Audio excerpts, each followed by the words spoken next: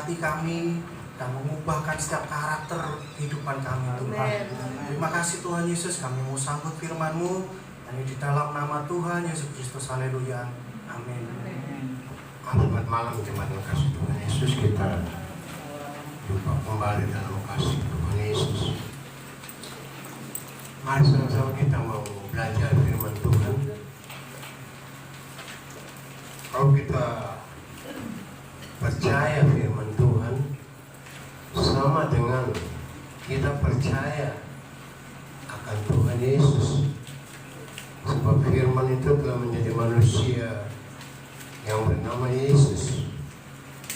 Kalau ada firman Tuhan dalam hidup kita, dalam hati kita, sama ada Yesus Tuhan di dalam hidup dan hati kita. Nah, kita mau sadar diri pada hari-hari ini, kita percaya firman Tuhan sudah katakan bahwa akan datang masa yang sukar, yang ditulis oleh Paulus kepada anak rohaninya yaitu Timotius. Dalam 2 Timotius pasalnya yang ketiga, kita akan memasuki masa yang sangat sukar sekali. Dan kita sudah ada di dalam masa yang sukar. Dan kesukaran ini masih belum sampai kepada puncaknya. Ini akan sampai kepada puncaknya. Dan kita lihat sekarang keputusan Presiden Trump Amerika, ya, bagaimana dia menaikkan biaya masuk sampai 145%. Jadi barang-barang yang masuk ke sana susah untuk dijual sebab pajaknya terlalu tinggi, saudara. Akibat perang dagang Amerika dengan Cina juga tidak mau kalah, dia melawan Amerika. Dia menaikkan juga biaya masuk ke negaranya 100% lebih. Jadi ini mau tidak mau akan ada kesulitan di bidang ekonomi. Dan Antikris masuk menguasai dunia ini itu lewat bidang ekonomi. Ya, mau tidak mau akan mengalami satu kesulitan ekonomi dari sisi bisnis dan juga keuangan, saudara. Kalau kita lihat bagaimana iblis menghancurkan Ayub, kehidupan Ayub, dia menguji Ayub. Yang pertama yang dihancurkan itu ekonomi Ayub. Orang kalau sudah hancur ekonominya, dari bisnisnya yang besar lalu bangkrut, tidak gampang dia untuk tetap setia kepada Tuhan. Tidak gampang dia bisa mau berdoa setia, tidak mudah, saudaraku. Kalau kita dalam situasi yang damai, yang tenang, dagang lagi cuan terus, lagi untung terus, ya, lagi bahagia terus, kita menyembah Tuhan, kita ibadah kepada Tuhan, kita berdoa dan kita percaya kepada Tuhan, itu biasa, saudaraku. Tapi pada saat kita dalam satu keadaan yang begitu berat, ya, yang begitu susah, sulit, kita mau datang kepada Tuhan, kita mau beribadah kepada Tuhan, kita mau berdoa, bertekun dalam doa, bertekun dalam pengajaran firman Tuhan, itu bukan hal yang mudah, itu bukan hal yang biasa, itu luar biasa, saudara. Bagaimana setan hancurkan kehidupan ekonomi Ayub dalam satu hari. Ekonomi Ayub hancur-hancuran semua, ya, habis semua dijarah, ya, dalam satu hari, saudara. Dan sekarang pun sama, tidak gampang. Kalau kita kesulitan di bidang ekonomi, yang namanya bidang keuangan apalagi, ya, itu bukan sesuatu yang mudah, saudara. Makanya kita akan belajar, ya, kepada kebenaran firman Tuhan. Kita percaya firman Tuhan, kita percaya kepada janji Tuhan. Kalau kita berbicara tentang firman Tuhan, kita berbicara tentang janji Tuhan. Kalau janji Tuhan, kita bisa pegang 1000%. Tuhan terikat kepada firman-Nya. Kalau firman Tuhan bilang kau diberkati Tuhan, kau diberkati Tuhan. Kalau firman Tuhan bilang kau dikutuk, kau dikutuk. Tuhan terikat kepada firman-Nya. Sejauh mana kita percaya firman Tuhan, dan menjadi pelaku firman Tuhan. Sejauh itulah berkat-berkat Tuhan, pertolongan Tuhan, mujizat lepas mujizat yang tidak mungkin jadi mungkin. Itu akan terjadi dalam hidup kita. Tuhan bisa pelihara kita dengan cara-cara yang luar biasa. Sama bagaimana Tuhan pelihara Elia. Dia bisa kirim burung gagak, buah roti dan daging. Pelihara Elia, sudah kasih makan Elia, tidak kelaparan. Ya, puji Tuhan. Malam hari ini kita akan belajar firman Tuhan. Saya ambil satu tema firman Tuhan untuk mempersiapkan saudara. Bagaimana kita bisa hidup ya, di tengah kesulitan. Bagaimana kita bisa keluar dari kesulitan ini. Sehingga masa-masa yang sukar ini, kesulitan demi kesulitan yang kita hadapi. Ada masalah, kesulitan itu datang karena itu ujian dan situasi, kondisi. Memang dunia seperti begitu. Tapi ada kesulitan, masalah datang. Nah, itu bukan karena ujian, tapi karena ulah kita sendiri, karena perbuatan kita sendiri. Jadi itu harus dibedakan. Bukan itu ujian. Seharusnya itu tidak menimpa kita. Seharusnya penyakit itu tidak membuat kita sengsara ya. Tapi karena ulah kita ya. Tapi ada penyakit juga yang datang karena itu ujian juga dari Tuhan. Ada penyakit juga yang datang itu karena perbuatan kuasa kegelapan. Jadi ada beberapa sumber orang bisa sakit. Tapi yang pertama sekali karena kurangnya ketaatan ya, tidak mentaati hukum-hukum kesehatan. Anda tidak memiliki ketaatan ya, kepada firman Tuhan. Sebab seawal dari mula rusaknya dunia ini karena manusia tidak mau taat firman Tuhan. Dia langgar firman Tuhan. Sebab itu dosa. Apa artinya dosa? Dosa adalah pelanggaran kepada firman Tuhan. Kalau langgar firman Tuhan, itu kau berdosa. Dosa membuat hubungan manusia dengan Tuhan itu jauh, itu retak, itu renggang. Dan manusia harus keluar dari Taman Eden. Taman yang begitu indah dan baik sekali. Dan kita lihat di sini ayat masih kita ambil 1 Korintus pasal 1 Korintus pasal yang ke-10.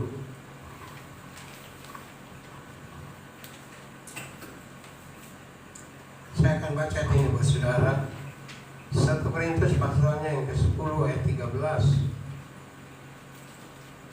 Suratan Korintus ini ditulis oleh Rasul Paulus kepada jemaat atau gereja di Korintus. Ya. Demikianlah firman Tuhan 1 Korintus pasal 10 ayat 13. Pencobaan yang kamu alami ialah pencobaan biasa. Jadi kesulitan kita hadapi, sesulit apapun situasi kondisi dunia saat ini ya, firman Tuhan sudah ingatkan kepada kita itu biasa, bukan sesuatu yang luar biasa yang tidak melebihi kekuatan manusia. Jadi Tuhan tidak akan izinkan beban hidup itu. Tuhan tidak akan izinkan masalah itu, ujian itu melebihi kekuatan manusia, melebihi saudara dan saya. Dia tahu kalau kekuatanmu memikul beban, menanggung beban 1 kintal, Tuhan tidak akan biarkan beban itu sampai 1 ton. Dia tahu sampai di mana kekuatan kita. Jadi begitu baiknya Tuhan kita, itu biasa. Cuma karena pola pikir kita lah yang menjadikan itu sesuatu yang luar biasa, yang membuat kita mengeluh, kita bersungut-sungut. Padahal itu firman Tuhan katakan itu biasa, tidak akan melebihi kekuatanmu. Sebab Allah setia, Dia Allah yang setia. Dan karena itu Dia tidak akan membiarkan kamu dicobai melampau kekuatanmu. Lalu firman Tuhan katakan pada waktu kamu dicobai, Ia akan memberikan kepadamu jalan keluar. Peganglah firman Tuhan sehingga kau dapat menanggungnya. Paulus katakan segala perkara dapat kutanggung di dalam Tuhan yang memberi kekuatan kepada Itu Filipi 4 ayat 13. Itu dipakai oleh seorang petinju yang terkenal bernama Holyfield. Holyfield dikatakan dokter pribadinya, kau jangan naik ring lagi sebab kau punya penyakit jantung. Apalagi pada waktu itu lawan Mike Tyson. Lalu di celana Holyfield dia tulis Filipi 4:13, segala perkara dapat kutanggung di dalam Dia yang memberi kekuatan kepada. Jadi dalam menghadapi segala macam ujian, cobaan hidup, kesukaran hidup, kita tidak bisa hidup tanpa masalah. Tidak ada orang hidup tanpa masalah. Baik konglomerat, orang kaya, orang miskin, orang di kolong jembatan, kita semua punya masalah. Kita semua punya kebutuhan. Tidak ada hidup kita selama kita masih hidup di dunia yang fana ini. Masalah, kesukaran, masalah satu selesai, masalah lain juga datang. Penyakit satu sembuh, penyakit lain juga datang. Kebutuhan satu selesai, kebutuhan lain juga datang. Sebab kita hidup di dunia yang penuh dengan dosa, dunia yang sudah penuh dengan kejahatan dan air mata. Sebab itu kita perlu satu power, satu kekuatan, bukan kekuatan manusia. Sebab Nabi Yeremia katakan, terkutuklah orang yang mengandalkan kekuatannya sendiri, yang menaruh harapannya kepada manusia. Terkutuk orang-orang seperti begitu. Tapi dilanjutkan dengan ayat 17 dan Yeremia pasal yang ke-7. Tapi diberkatilah orang yang mengandalkan Tuhan, yang selalu menaruh harap kepada Tuhan. Ia akan seperti pohon yang ditanam dekat tepi air sungai, yang tidak berhenti menghasilkan buah, yang tidak terpengaruh dengan musim kering. Kita tidak bisa andalkan. Kita jangan sombong. Kita butuh Tuhan, apalagi hari-hari seperti begini. Ini akan sampai kepada puncaknya, saudara. Jadi dengan ini perang dagang Amerika dengan Cina ini akan berdampak krisis ekonomi, keuangan yang sangat begitu berat. Orang biasanya kirim ekspor ke Amerika. Sekarang Anda tidak bisa kirim ekspor, nggak bisa. Kenapa? Dia gunakan pajak 145%. Jadi barang bisa masuk dengan pajak yang tinggi, maka dijual dengan harga yang tinggi. Mana bisa? Apalagi situasi seperti begitu, daya beli masyarakat, uang yang ada di masyarakat, itu sangat sukar sekali. Dan ini memang sudah nubuatan bahwa Antikris menguasai dunia ini selama 3,5 tahun lamanya. Itu lewat jalur ekonomi. Kalau saya lihat juga itu di YouTube, apalagi di mana itu, di Kamboja apa di mana itu, di pantai Pattaya itu, di Thailand atau di mana. Kadang-kadang saya berpikir, ya Tuhan, kemana orang tua mereka itu? Jadi di pinggir pantai Pattaya itu gadis masih di bawah umur 30 tahun ke bawah semua pakai cara sempak dan BH saja. Sudah bermain di pinggir jalan untuk mencegah turis-turis yang masuk ke sana. Kenapa dia melakukan hal seperti itu? Kebanyakan rata-rata karena faktor ekonomi. Kenapa orang melakukan kejahatan? Sudah pasti yang utama sekali karena faktor ekonomi. Jadi semua kebanyakan faktor ekonomi. Sampai harus menjual diri. Kenapa? Sebab faktor ekonomi. Jarang yang faktor kena nakal. Semua kena faktor ekonomi. Jadi sebab itu malam hari ini mari kita akan belajar firman Tuhan. Bagaimana kita bisa keluar? Sebab Tuhan katakan dalam firman yang kita sudah baca, pada saat kamu dicobai, tidak akan melebihi kekuatanmu, dan Tuhan akan membuka jalan keluar bagimu. Makanya kita cari Bagaimana jalan keluar ini, saudara? Bagaimana kita keluar dari kesulitan ekonomi, kesulitan keuangan? Kita nggak usah pergi. Di semua negara punya pakar-pakar ekonomi, punya menteri-menteri di bidang ekonomi. Tidak bisa mengatasi kesulitan seperti begini. Krisis di bidang ekonomi, keuangan, itu harus terjadi. Bahwa memang ini adalah penggenapan firman Allah. Jadi sebab itu malam hari ini kita mau dipersiapkan. Saya ingin mempersiapkan saudara berpegang teguh kepada janji firman Allah. Belajar kepada firman Allah. Apa kata firman Allah? Bagaimana jalan keluar itu terjadi? Apa yang harus lakukan supaya kesulitan di bidang ekonomi, keuangan tidak menjadi satu lingkaran setan dalam hidup kita, yang menghancurkan hidup kita, yang membuat pikiran kita jadi gelap. Kita tipu sana, kita tipu sini, berjual, berbisnis dengan cara-cara yang tidak halal. Itu dilakukan semua kenapa? Untuk mengatasi bisa keluar. Nah, itulah namanya mengatasi masalah tanpa masalah.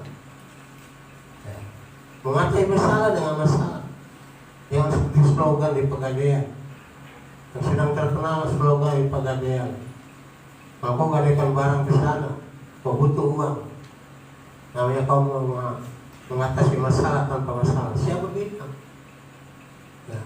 Kau gadaikan barang kau bermasalah, kau harus bayar bunga yang tinggi, yang setiap bulan berjalan terus. Mari kita belajar sama firman Tuhan.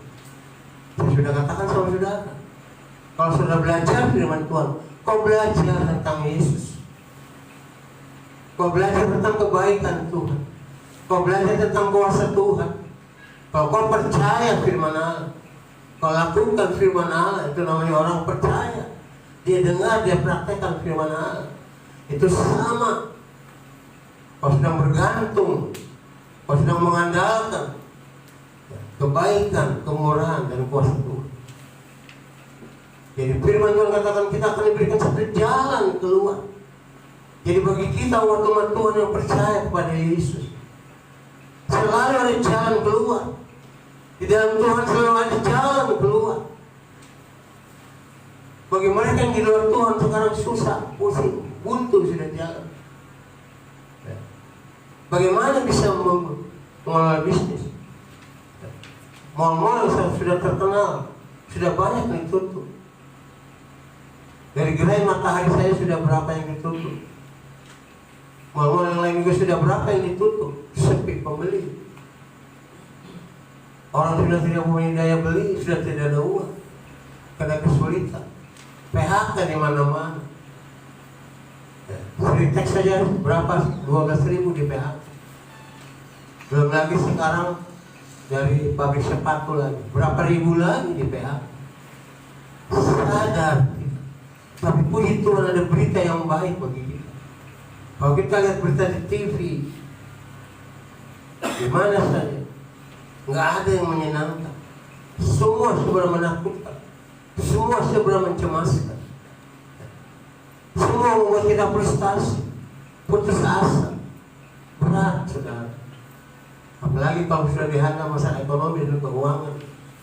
Benar, ya. Uang bukan segala-galanya. Ada tuh orang anak Tuhan suka mengajak seminar, ikut seminar sampai 3 hari. Ayo jangan cari duit aja. Kita ikut seminar itu. Ya, duit tidak boleh mati. Saudara jangan dengar perkataan yang seperti begitu. Itu perkataan yang menyesatkan sekali. Benar, uang tidak bisa dibawa mati. Tapi saudara harus ingat, kau tidak punya uang setengah mati kau. Uang bukan segala-galanya, betul, uang bukan segala-galanya. Tapi kau harus tahu segala-galanya butuh uang. Nggak usah ngoyo-ngoyo, uang tidak membahagiakan, tidak bisa membeli kebahagiaan. Betul, uang tidak bisa membeli kebahagiaan. Tapi kau tahu lebih bahagia punya uang daripada nggak punya uang. Mengertilah kau tentang uang. Jadi di sini kita akan melihat bagaimana kita bisa keluar dari kesulitan ini. Tapi ini janji firman Allah. Pada saat kau dicoba, kau mengalami masalah, maka Tuhan akan berikan jalan keluar. Di dalam Tuhan Yesus ada jalan keluar. Dia tidak akan biarkan, saudaraku. Apalagi ekonomi jemaat rusak semua. Kami gembala-gembala juga mana bisa makan. Itu dampak domino ekonomi seperti begitu. Makanya sudah menjadi kehendak Tuhan untuk memberkati keuangan saudara, untuk memberkati bisnis saudara. Saudara bisa keluar dari kesulitan ekonomi. Kalau saudara mau belajar kepada firman Allah, apa kata firman Allah? Saya percaya firman Allah itu ya dan amin adanya. Firman Tuhan itu kebenaran di atas segala kebenaran. Kau nggak usah tanya kepada pakar-pakar Feng Shui, Hong Shui, pada orang-orang pintar. Kau tanya kepada menteri-menteri di bidang ekonomi saja. Kau tanya sama menteri keuangan saja. Mabuk mengelola keuangan ekonomi zaman sekarang. Mau pakai apa? Apa yang mereka pelajari di universitas mereka, di kuliah mereka, nggak bisa mengalami itu. Cuma ada satu pribadi yang bisa menolong kita, yaitu Yesus sebagai firman yang jadi manusia. Mari kita akan masuk lebih jauh kepada firman Tuhan ini, saudara. Hari-hari ini kesulitan yang dihadapi oleh manusia yang pertama itu adalah ekonomi dan keuangan. Yang pertama kita akan lihat jalan keluar untuk masalah ini menurut firman Tuhan. Jadi yang saya sampaikan ini bukan menurut saya. Lagi saya bukan sarjana ekonomi. Saudara yang sudah ada sarjana ekonomi, kamu kelola bisnismu dengan apa yang kau dapatkan di kuliah-kuliahmu tidak akan bisa menolong situasi seperti begini. Kemampuan manusia, kepandaian manusia punya batasan, punya keterbatasan. Pada titik tertentu itu mentok, kau tidak bisa menembus batas kesulitan itu. Tapi firman Tuhan mengajarkan kepada kita. Kita orang yang percaya kepada Tuhan, punya firman Tuhan, kita bisa menembus batas-batas. Begitu firman Tuhan katakan, Dia beri kau jalan keluar. Nah, kita akan belajar apa itu jalan keluar. Jalan keluar yang pertama itu bernama menabur. Ini firman Tuhan. Menabur, Galatia 6 ayat 7 katakan, apa yang kau tabur itu akan kau tuai. Itu firman Tuhan. Keuanganmu, kelancaran bisnismu, berkat-berkatmu tahun besok itu ditentukan apa yang sudah kau tabur tahun ini. Itu firman Tuhan. Jadi tahun depan atau bulan depan susah sekalipun soal keuangan, kita tetap akan menuai, sebab kita sudah menabur.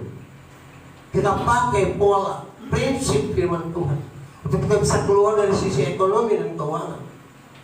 Yang pertama itu adalah menabur. Berkat yang akan kau terima besok, baik berupa keuangan, pelancaran ekonomi, sesuai dengan apa kau tabur hari ini. Memasukkan persembahan di kantong persembahan. Itu sama kau menabur.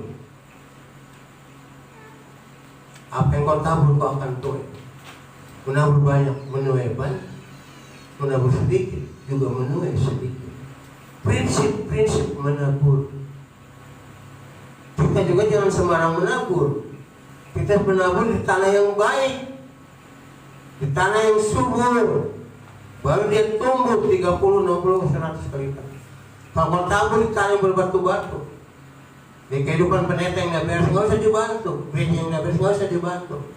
Tanah yang berbatu-batu, tanah yang berduri, tanah pinggir jalan, kau jangan tabur di situ. Tabur di tanah yang baik, firman Tuhan. Itu prinsip menabur. Tabur yang baik akan tumbuh 30 kali, 60 kali lipat, 100 kali lipat. Jadi pertama sekali ada prinsip menabur. Kita lihat Isa contohnya. Kita lihat di sini. Kejadian 26.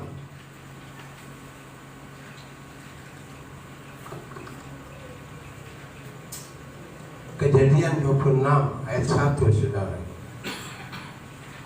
Kejadian 26 ayat 1. Saya baca ini, saudara. Maka timbullah kelaparan di negeri itu. Jadi di kota tempat Ishak tinggal terjadi kelaparan. Kenapa terjadi kelaparan? Karena terjadi krisis ekonomi dan keuangan. Terjadi kelaparan. Ini bukan kelaparan yang pertama lagi. Kita baca ayat ini. Yang telah terjadi di zaman Abraham. Sebab itu Ishak pergi ke Gerar kepada Abimelek, raja orang Filistin.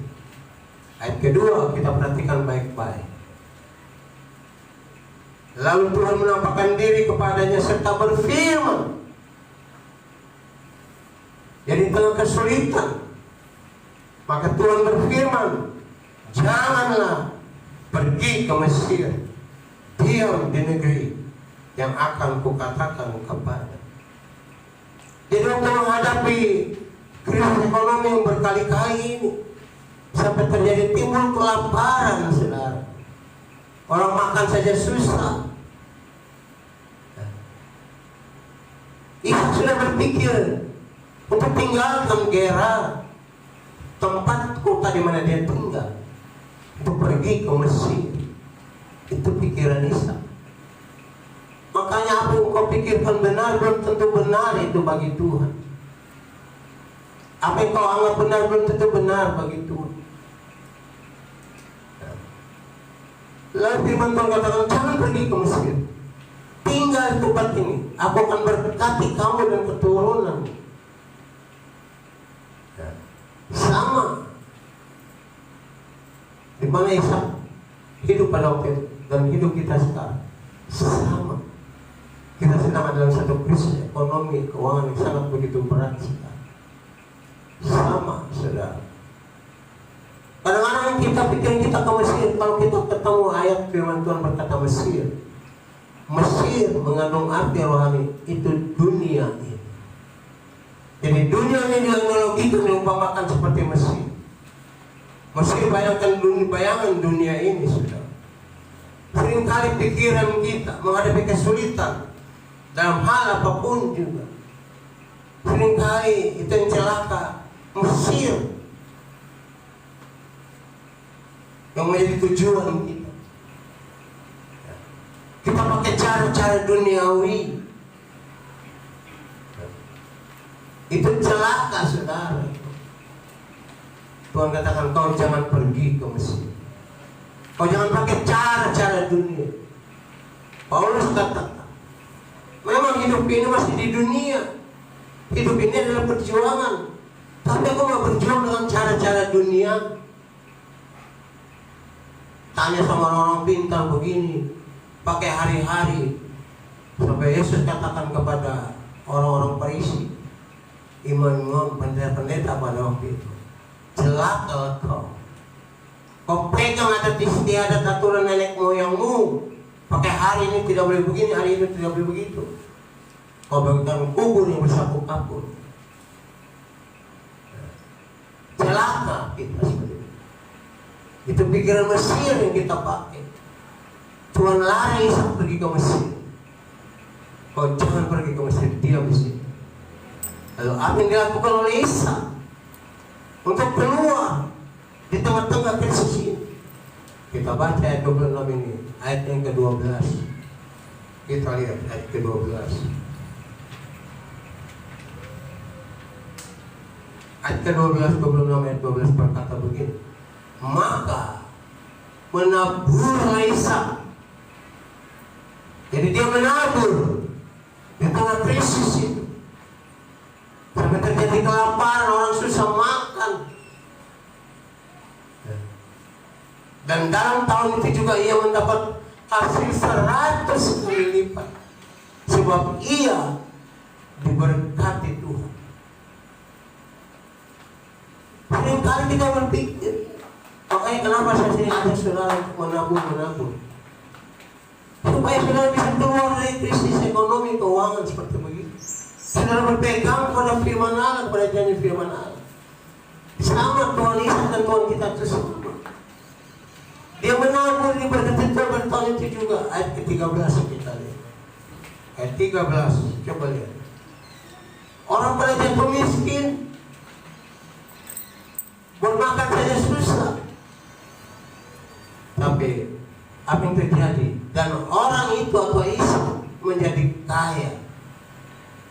Saya tidak mengajar saudara untuk menjadi orang yang materialis, tapi saya sedang mengajar saudara tentang firman Allah. Bagaimana kau bisa keluar dari krisis keuangan, krisis ekonomimu di tengah masa yang sulit seperti begini. Bahkan kian lama, kian kaya, sehingga Isa menjadi sangat kaya. Sementara orang lain pada kesusahan, buat makan saja susah. Tapi Isa diberkati Tuhan, tambah kaya, tambah kaya, tambah kaya. Sebab dia menabur. Ini konsep firman Allah. Ini bukan pendapat saya.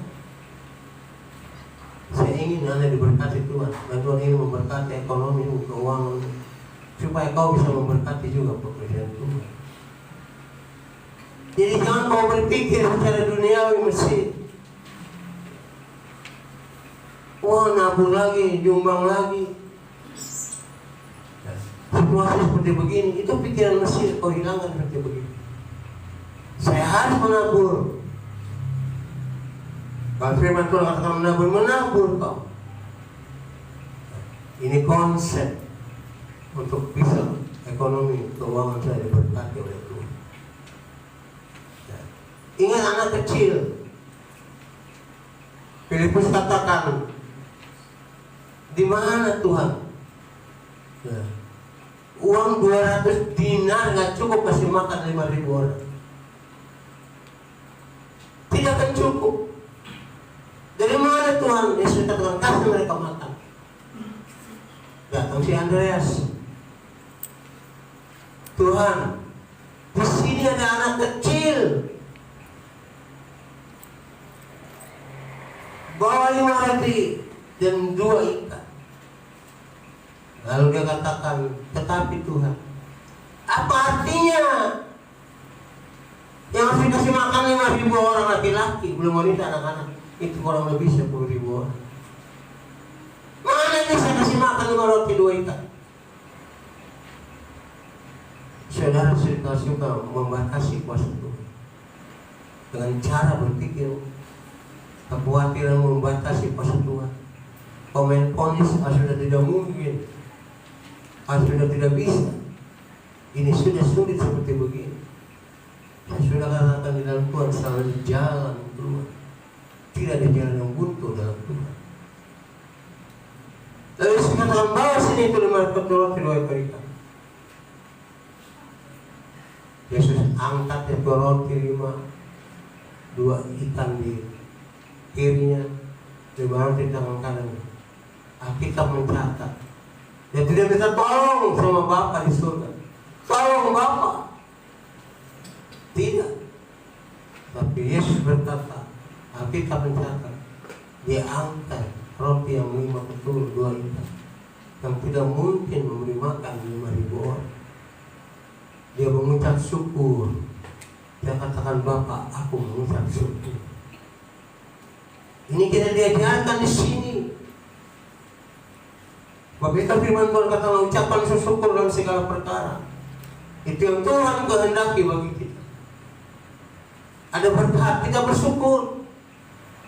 Menghadapi kesulitan yang kita bersyukur. Syukuri semua yang terjadi, sebab Tuhan tidak akan biarkan kita. Jadi bagi-bagi roti itu tidak habis, cukup makan puluhan ribu orang. Anak kecil nabur 5 roti 2 ikan. Itu bisa memberkati ribuan orang. Itu berkat besar tabur.